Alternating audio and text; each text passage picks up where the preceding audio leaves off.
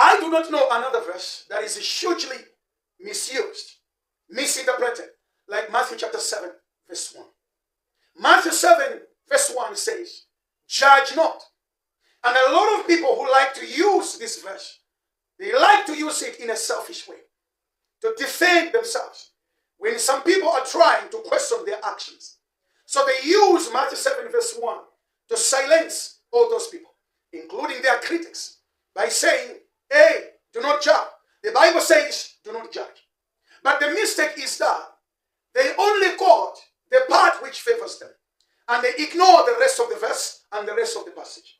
Remember, every verse whose context is ignored will be forced to mean anything that the reader wants or favors. But that is a problem, because we end up misinterpreting that verse and we end up missing the message God is communicating to us. So context is very, very important. Read the entire story so that you can understand everything, then you correctly interpret that passage. So let's read the entire passage from verse 1 up to verse 5. Then we'll understand what Jesus meant. Did Jesus mean that we should not judge? Did he completely forbid judging? The context will tell us. On verse 1, Jesus said, judge not, that you be not judged. For with the judgment you pronounce, you will be judged, and with the measure you use, it will be measured to you. On verse number 3 and 4, Jesus employs questions. And questions are there for a purpose. Authors use the questions for a special purpose, to draw your interest, your attention, and your reasoning. And sometimes they use the question to show you the real point they are talking about. So on verse number 3 and 4, Jesus employs questions to say, why do you see the speck that is in your brother's eye, but do not notice the log that is in your own eye? Or how can you say to your brother, let me take the speck out of your eye, when there is a log in your own eye? You hypocrite, first take the log out of your own eye, and then you will see clearly to take the speck out of your brother's eye. Just by reading these verses, you can begin to see that Jesus did not completely forbid judging. Actually, the word judge, which is krinoo in the Greek text, simply means to examine, to bring to question. Sometimes it means to bring to trial. So did Jesus completely forbid judging? Context tells us otherwise. Look at verse number 5. It begins by saying, you hypocrite. So Jesus is not completely forbidding judging. He is against hypocrisy in the judging. Because if you are hypocritical, you will not make a fair judgment.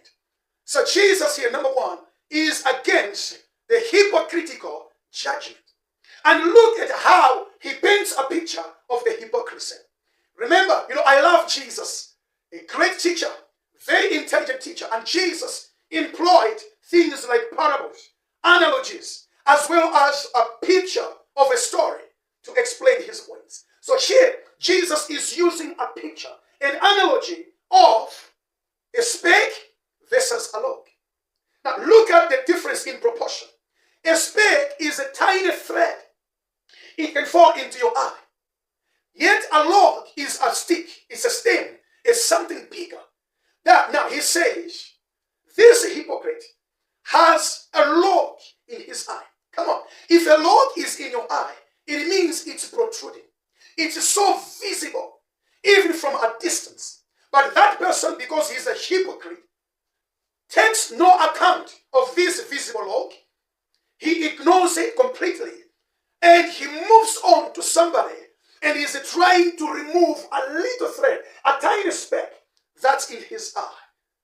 There is no bigger hypocrisy than this.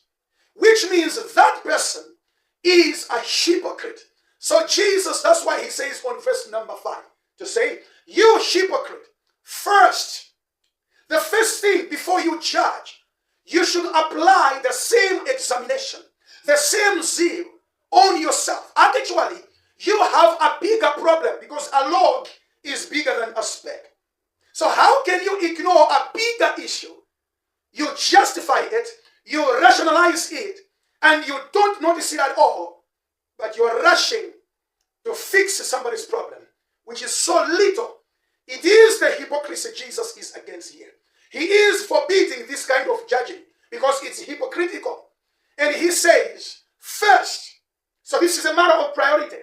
He's not completely forbidding judging. He says, no, if you want to proceed judging, if you want to be a fair judge, then you should apply that judging capabilities on yourself. So first of all, take the log out of your own eye. And he says, then thereafter, you will see clearly. You will judge clearly. You will judge fairly. You will be sympathetic in your judgment. If you pass the test of first applying the same judgment on your own life, which means you become honest and sincere and sympathetic even towards other people. Then he says, thereafter, you will clearly see. Then you will be able to take the speck out of your brother's eye. So you can see, Jesus is not saying do not judge and stop there.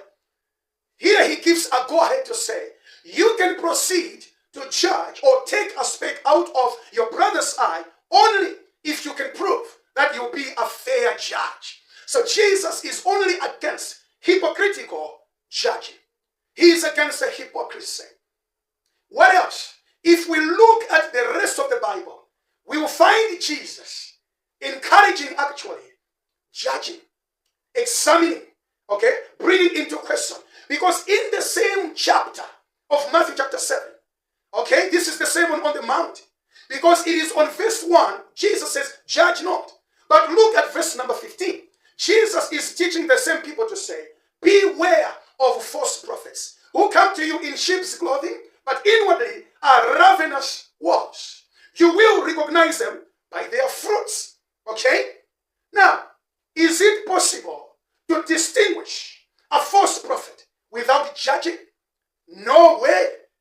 In other words, Jesus here is encouraging the disciples to say, be careful, because they are false prophets.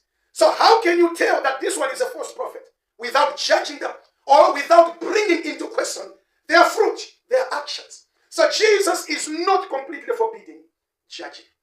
What he is forbidding is hypocrisy, hypocritical. Again, the same Bible, in 1 Corinthians chapter 2, verse 15 says, the spiritual person judges all things. The spiritual person judges all things, but is himself to be judged by no one.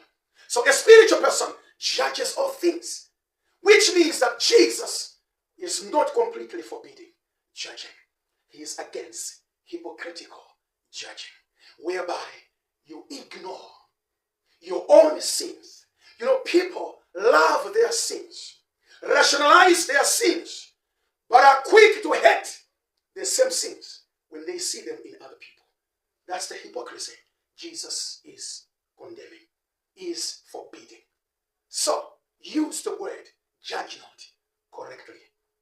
After you have examined yourself, and after you have judged your own self, self-examination, and after you have dealt with that log, it's done, then you will be a fair and sympathetic judge to help other people remove a speck from their eye.